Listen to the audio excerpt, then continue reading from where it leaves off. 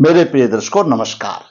दर्शकों ऋषि ज्योतिष में आपका स्वागत है। ऋषि ज्योतिष सबसे पहले तो आपका बहुत धन्यवाद देना चाहता है कि आप मेरे वीडियो बड़ी उत्सुकता से देख रहे हैं। आशा करता हूं आगे भी देखते रहेंगे। ऋषि ज्योतिष जैसा कि आपको मालूम है आपका मार्गदर्शन करता रहा है और आपके द्वारा दी हुई कुंडलियों का विश्लेषण करके आपका मार्गदर्शन करता है। मैं हमेशा कहता हूं आप लिख दीजिए कमेंट बॉक्स में अपने जन्म की डिटेल लिख दीजिए, आपको क्या परेशानी आ रही है वह लिख दीजिए। एक दो परेशानी के ऊपर वीडियो बनाया जा सकता है, अधिक के लिए तो कुंडली लिखी जाती है। दर्शकों आज के वीडियो में हम आपका मार्गदर्शन करेंगे एक पुरुष जातक की कुंडली में जो कि 85 का जन्म है, जिसका वह दक्ष भी है अपने काम में, बहुत ही चतुर्थ भी है और साहस और चतुराई की कमी नहीं है उसमें, लेकिन फिर भी वह परतंत्र है, वह स्वतंत्र कार्य नहीं कर सकता है। क्या है उसकी कुंडली में हम विचार करेंगे। उससे पहले हमेशा की तरह ये 12 भाव कुंडली के हैं। जीवन का सभी लेखा जोखा इन 12 भावों में है। जैसा मैं हमेशा बताता हूं कि कोई भी जब प्राणी जन्म लेता है तो अपने साथ पूर्व जन्म के कर्मों का प्रभाव लेके आता है। लगन कुंडली में जीवन में मिलने वाले सभी प्रकार के सुख दुख का एक कोटा होता है और वह सुख दुख उसको गोचर और दशाओं में मिलता है। तो ये लगन कुंडली जो है वो प्रधान है। उसके बाद चंद्र लगन कुंडली, सूर्य लगन, नववास वगैरह है, तो क्योंकि एक दर्पण है। प्रथम भाव लगन और लग्नेश स्वयं जातक का प्रतिनिधि करता है। अगर पीड़ित है तो समझो आप पीड़ित है और शुभ प्रभाव है तो आप शुभ प्रभाव में। द्वितीय भाव धन का, तृतीय भाव पराक्रम का, चतुर्थ भाव माता का और घरेलू सुख का, मकान का, पंचम भाव शिक्षा बुद्धि विवेक का, छठा भाव ग्रोह शत्रु ऋण का, सप्तम भाव जीवन साथी का, रोजगार का, अष्टम भाव जीवन का और दीर्घकालीन योग का, कष्ट का, नवम भाव भाग्य और धर्म भाव का, दसम भाव आपको ऊंचाई में ले जाने वाला भाग है, जो भी आप काम करें उसमें सम्मान की प्राप्ति का भाव है और पिता के सुख का भाव है। एकादश भाव सोसाइटी, आप कौन सी सोसाइटी में है, सब प्रकार की इच्छा और पूर्ति का भाव है और बड़े भाई का भाव है और आमतौर पर इसको आमदनी का भाव कह देते हैं। द्वादश भाव विदेश का भाव भी माना जाता है, खर्च का भाव भी है, किसी प्रकार का दंड और खास तौर से हम इसको सहवास सुख, जब शादी के बाद पत्नी के साथ सहवास सुख होता है तो सहवास सुख का भाव कहा जाता है। तो दर्शकों ये मोटे तौर पर मैंने आपको बता दिया। बाकी सभी प्रत्येक प्राणी के जितने भी संबंध है वो सब इन 12 भावों में छिपे हुए हैं और हमारे शरीर के अंग भी हमारे जो ज्योतिष के कंधार में उन्होंने इन सब 12 भावों से मतलब आ जाता है। दर्शकों आज हम बात करेंगे पास योग। पराशर जी ने अपने अध्याय 37 में पास योग का वर्णन किया गया है कि ऐसा जातक अपने कार्य में दक्ष होगा, उसका परिवार बड़ा हो सकता है, वाचाल हो सकता है, उसके पास नौकरी की सुविधा होगी, मतलब खूब होगा, धनी भी होगा, लेकिन वह अपने आप में स्वतंत्र नहीं होगा, अपने आप वो स्वतंत्र व्यवसाय नहीं कर सकेगा, वह परतंत्र का महसूस करेगा। ये पास योग का। दूसरा प्रेत योग। प्रेत योग क्या होता है दर्शकों, दसम भाव का स्वामी अष्टम भाव में हो और अष्टम भाव का स्वामी का किसी ना किसी प्रभाव पर दृष्टि का या होना या अष्टम भाव में ही होना, तो ऐसा माना जाता है अब उसका व्यवसाय कमजोर होता है और कोई ना कोई उनकी पारिवारिक जीवात्मा प्रेत योनि में है। या दसम भाव का स्वामी एकादश भाव में हो और एकादश भाव के स्वामी की उसके ऊपर दृष्टि हो या एकादश भाव में हो तो भी प्रेत योग बनता है। तो दर्शकों इन्हीं कुछ विचारों पर विचार करेंगे क्योंकि कुंडली में यह भी है तो इसका आपको पुनरावृत्ति हो जाएगा। आज का विषय है साहस और चतुराई में किसी से कम नहीं परंतु स्वतंत्र नहीं, पास योग और पितृदोष। जातक का जन्म 19 नवंबर 1985 शुक्ल पक्ष 8 सतबीज नक्षत्र 1 मंगलवार को हुआ। लगन के समय पर 24 डिग्री है और मिथुन लगन में जातक का जन्म हुआ। मिथुन लगन के स्वामी बुध देव हैं। चतुर्थ भाव में मंगल कन्या राशि में 20 डिग्री लेकर विराज में, पंचम भाव में शुक्र तुला राशि में अपनी राशि में, साथ में केतु है।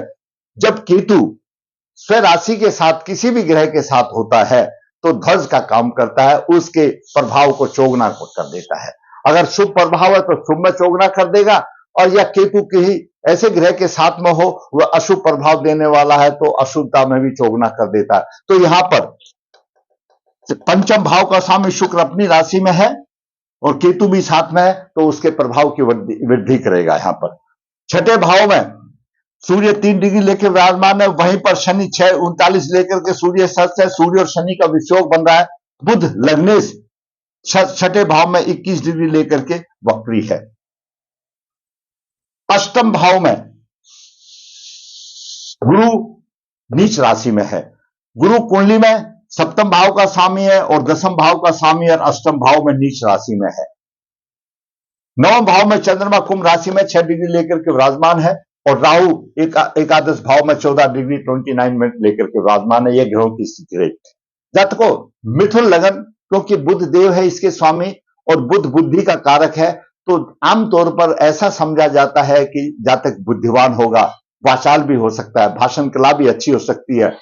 ऐसे जातक एक कार्य से कभी संतुष्ट नहीं होते और वह कई कार्यों में हाथ डालते हैं, परिश्रम करने की कोशिश करते हैं कई कार्यों को, लेकिन जितना परिश्रम करते हैं उसके अनुपात में उनको श्रेय नहीं मिलता, उनको कम नहीं मिलता और फिर उसमें हीन भावना भी आ जाती है। किसी भी काम में ऐसे उनको परेशानी आती है।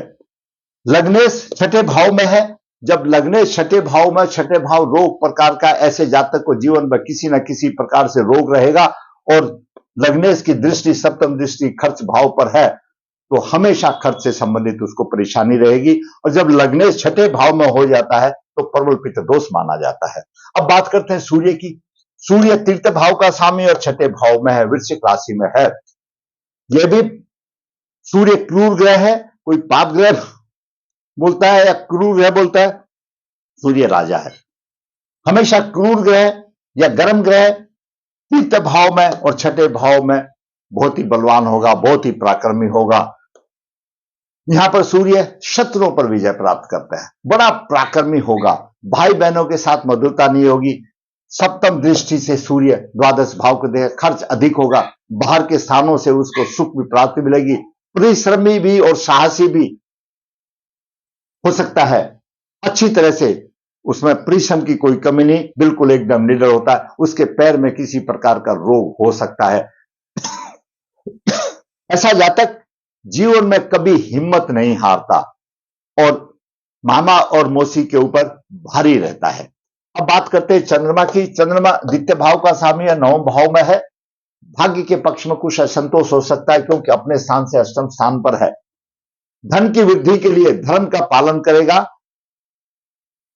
गलत रास्ते से धन का वह योग नहीं करेगा और परिश्रम और बुद्धि से जातक धनी और सुखी यशस्वी बनता है, प्रभावशाली बनता है। ऐसा जातक बहुत परिश्रमी होता है और बहुत हिम्मत वाला होता है।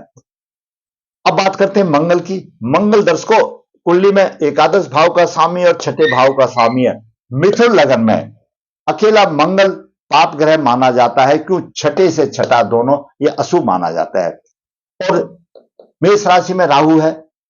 मंगल राहु अधिश राशि का स्वामी हो गया, चतुर्थ भाव में शत्रु राशि में है, लेकिन मंगल भूमि का कारक है। आप अगर किसी भी कुंडली में मकान की स्थिति देखते हैं कि उसमें कोई भी आपकी राशि मकान की हो, उसमें अब मंगल और शनि का भी योगदान रहता है, तो मंगल सप्तम भाव में है, त्रुटिपूर्ण प्रभाव देगा, लेकिन उसको अच्छी तरह से घरेलू सुखों में देगा, थोड़ी सी परेशानी के बाद। चतुर्दृष्टि से यहां पर सप्तम भाव को देख रहा है, क्यों परम पापी है, तो स्त्री के विषय में थोड़ा सा बहुत परेशानी वाली बात देगा। एकदम ऐसा नहीं है अब बहुत मधुर व्यवहार होगा, नहीं, लेकिन अष्टम दृष्टि से एकादश भाव को देख रहा है, आमदनी है। यहां पर मंगल के ऊपर राहु का प्रभाव है, राहु को दबा रहा है, राहु को दबा रहा है। राहु अधिष्ठ राशि का स्वामी है, जैसे ज्योतिष में बोलते हैं राहु अधिष्ठ राशि का स्वामी है, लेकिन मंगल की अष्टम दृष्टि राहु पर, मंगल बलवान है, राहु की नहीं चलने दे रहा, अच्छी आमदनी करने का योग बन रहा है। अब बात करते हैं गुरु की। गुरु 10 को दो केंद्रों का स्वामी है, सप्तम भाव का स्वामी और दसम भाव का स्वामी है, और अष्टम भाव में नीच राशि में आ गया। जीवन में कठिनाई, स्त्री और पिता के सुख में परेशानी, व्यवसाय में परेशानी, व्यवसाय में सम्मान नहीं, नीच राशि में आ गया। व्यवसाय में परेशानी, स्त्री में परेशानी, जीवन में कठिनाई, खर्चा अधिक, पंचम दृष्टि से देख रहा है तो खर्चा अधिक करेगा, भारी साधनों से मानेगा, बुद्धि द्वारा विशेष द्वारा से लाभ मिलेगा। सप्तम दृष्टि से धन भाव को उच्च दृष्टि से देख रहा है तो अपने वह धन भाव की और कुटुंब की प्रगतिशील रहेगा। वो उच्च और वित्त भाव वाणी का भी है, जैसा मैंने बताया, तो वाणी में भी उसकी तेज होगी क्योंकि उच्च दृष्टि से देख रहा है, तो धन की उसको कमी नहीं होगी, हमेशा प्रयत्नशील रहेगा, और कुटुंब की भी उसकी हमेशा प्रयत्नशील रहेगा। ऐसा जातक बहुत बातूनी होता है और बहुत चालाक होता है। ऐसा जातक चालाक होता है, तेजस्वी होता है, ऐसा जातक तेजस्वी होता है और सभी कार्यों में चतुर होता है, नेता और लीडर होता है। अपने समाज में जहां रहता है वो उसको सब उसके पीछे पीछे उसका कपड़ा पकड़ के चलते। कहने वाली बात यह, वो सबका अग्रणी होता है, सब में लीडर माना जाता है। अब बात करते हैं शुक्र की। दर्शकों, मिथुन लगन में शुक्र सप्तम भाव पंचम भाव का स्वामी और द्वादश भाव का स्वामी और अपनी राशि में है, और केतु साथ में ध्वज का काम करा। शिक्षा, संतान, बुद्धि, विवेक में अति उत्तम, बुद्धिमान, चतुर, बाहरी स्थानों से लाभ मिलता है, बुद्धि द्वारा विशेष लाभ प्राप्त करता है। लेकिन सप्तम दृष्टि से आमदनी के भाव को देख रहा है और खर्च भाव का स्वामी है, तो ऐसे जातक की आमदनी कम होगी और खर्चा अधिक हो जाता है। खर्च अधिक, बातूनी, चतुर, चालाक, ऐसा जातक रंगमंच की दुनिया में भी अपना नाम कमा लेता है। क्यों? शुक्र है और पंचम भाव रंगमंच का भी भाव है, तो अपना नाम कमा लेता है खूब। जैसे गाने बजाने वाला शुक्र का, ये सब शुक्र का होता है, रंगमंच की दुनिया उसी को बोलती है। अब बात करते हैं शनि की।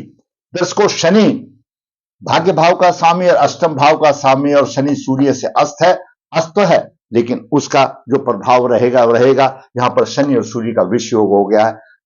शनि की तीसरी दृष्टि दसम भाव अष्टम भाव पर है, अपनी राशि में देख रहा है, और गुरु वहां पर है। जैसा हमने बताया था प्रेत योग क्या, दसम भाव का स्वामी अष्टम भाव में हो और अष्टमेश की दृष्टि अयुति हो। दसम भाव का स्वामी अष्टम भाव में है और अष्टमेश की उस पर कुछ ना कुछ दृष्टि, अपने भाव पर दृष्टि है। ऐसे जातक का कोई भी पारिवारिक जीवात्मा अतृप्त आत्मा में है, यह हमने अपने अनुभव में देखा है। जब पूजा कराते हैं तो प्रकट हो जाते हैं। उसके बाद बात करें राहु की। दर्शकों, राहु एकादश भाव में है। गुप्त युक्तियों से काम लेकर के चतुराई से सफलता, कभी कभी संकट भी आते हैं, और आमदनी को बढ़ाने के लिए निरंतर योजनाएं बनाता है। और ऐसा जातक जिस घर में जन्म लेता है उसकी काया पलट कर देता है, और 45वें वर्ष के बाद एक अच्छा योग उसका हो जाता है। संतान संबंधित परेशानी देगा, वो एक अलग बात है, और पराक्रम की कोई कमी नहीं, भाई बहन के सुख में कमी देगा। लेकिन यहां पर सप्तम भाव को देख रहा है नवम दृष्टि से, तो जीवन साथी के पक्ष में थोड़ी सी दिक्कत आएगी। 45 वर्ष की आयु के बाद यह जातक अच्छा चमकता है और प्रसिद्धि प्राप्त करता है। धन के विषय में धन अच्छा होगा। अब बात करते हैं केतु की। केतु जैसे मैंने बताया यहां पर शुक्र के साथ ध्वज का काम कर रहा है, परंतु यहां पर पंचम दृष्टि से चंद्रमा को पीड़ित कर रहा है, भाग्य की हानि कर रहा है। भाग्य की हानि कर रहा है और उतार चढ़ाव देगा एकादश से, और नवम दृष्टि से लगन भाव को दे रहा, गर्माहट होगी। तो कुंडली में दर्शकों चंद्रमा पीड़ित हो गया, केतु से प्रभावित हो गया। जैसे मैंने बताया, पास योग कोई भी 1 2 3 4 5 जो 7 ग्रह है, टोटल 9 ग्रह में से राहु केतु को छोड़ दो, बाकी 7 ग्रह में से किन्हीं में भी 5 ग्रह होंगे। तो हमारे प्रासद जी का ऐसा कथन है, उनके अध्याय 37 में ऐसा है, अगर पास योग होगा, पास योग पर तंत्र होगा, बुद्धिमान होगा, समझदार होगा, दक्ष होगा, धनी होगा, नौकर चाकर होंगे, बड़ा परिवार होगा, लेकिन वह स्वतंत्र काम नहीं कर सकेगा। परिवार बड़ा होगा उस दृष्टि से देख रहा है, वाचाल भी हो गया, सारी स्वभाव की आमदनी कमी होगी, लेकिन बंधन से ऐसा होगा। तो पास योग के बारे में बताया, प्रेत योग को मैंने बताया। तो इस कुंडली में मैंने आपको विश्लेषण करके आपका मार्गदर्शन किया कि पास योग का क्या होता है। काल अब बात करते हैं उपाय करने की। दर्शकों, प्रेत योग है, प्रेत योग बिना नारायण बलि से नहीं होता है। नारायण बलि के साथ प्रेत बलि श्राद्ध करने चाहिए। तो पितृदोष निवारण करें। शनि सूर्य का विषयोग है, ये भी नारायण बलि आ जाता है। चंद्रमा पीड़ित है केतु से, चंद्रमा और केतु की शांति करानी चाहिए। और काल सर्प योग है, मंगल ही बाहर है केतु राहु की बल से। आंशिक बोला जाता है आंशिक, लेकिन जब राहु केतु की दशा आती है मेरे दर्शकों, तो पूरी तरह से वो परेशान कर देता है। तो काल सर्प दोष का निवारण करें। बुध छठे भाव में चला गया, शनि अस्त हो गया, शनि अस्त हो गया, शुक्र बलवान है। तो ऐसे जातक को भाग्य का रत्न और लग्नेश का रत्न धारण करना चाहिए गले में, और शुक्र का भी रत्न धारण कर लो तो अच्छा रहेगा, अच्छा दाम्पत्य सुख मिलेगा। शुक्र की पोजीशन अच्छी है, कोई पीड़ित नहीं है, बहुत अच्छी है, क्योंकि केतु साथ में ध्वज का काम दे रहा है, लेकिन फिर भी कराने से अच्छा होगा। दर्शकों, मैंने पुरुष की जाति की कुंडली का आज विश्लेषण किया, जिसमें साहस और चतुराई से कोई कमी नहीं है। धन योग भी है, अच्छे नौकर चाकर भी है, लेकिन बस यही है, जैसे आप लोगों ने देखा होगा, इंडिपेंडेंट काम नहीं कर सकता, उसको सुपरवर्जन किया, उसको बंधन किया। ज्योतिष में उसको बंधन ही बोल दिया जाता है, भाई स्वतंत्र नहीं कर सकता, उसको देख रेख करनी पड़ेगी। पहले ज्योतिष शास्त्र पुराना है, पहले बंधन के कुछ और मतलब थे, आज के बंधन के हम यही कह सकते हैं। पहले तो बंध का मजदूर होते थे, ये होते, अब देश काल परिस्थिति के हिसाब से ज्योतिष भी काम करता है, तो आज के युग में बंधन को यही मानना ही उचित समझा जाता है। तो मैंने इस पुरुष की कुंडली का विश्लेषण करके आपका मार्गदर्शन किया, साथ साथ उपाय भी किए।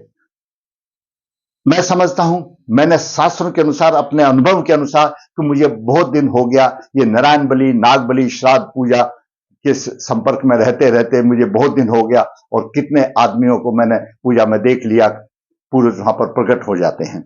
जैसा मैं हमेशा बताता हूं कि ऋषि ज्योतिष नर्मदा जी के तट के नजदीक है, नर्मदेहर, यहाँ पर काल सर्प दोष पितृदोष की पूजा की जाती है। जो इच्छुक है संपर्क कर सकता है।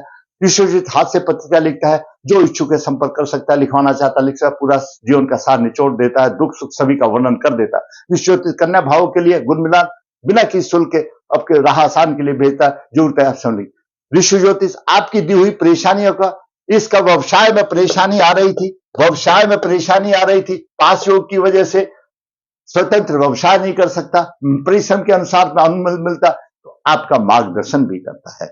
जरूरत है ऋषि ज्योतिष के साथ बने रहने की। अगर आपको मेरा वीडियो अच्छा लगा है तो आप लाइक करें, शेयर करें, और दोस्तों जिसने मेरा चैनल सब्सक्राइब नहीं किया है, तो मेरी भी कुछ इच्छाएं होती है कि मेरा चैनल सब्सक्राइब और ग्रोथ हो, और मैं आपका इसी प्रकार से मेरा भी मन प्रफुल्लित हो, और इसी प्रकार से वास्तविक कुंडली का विश्लेषण करके आपका मार्गदर्शन करता रहूं। धन्यवाद।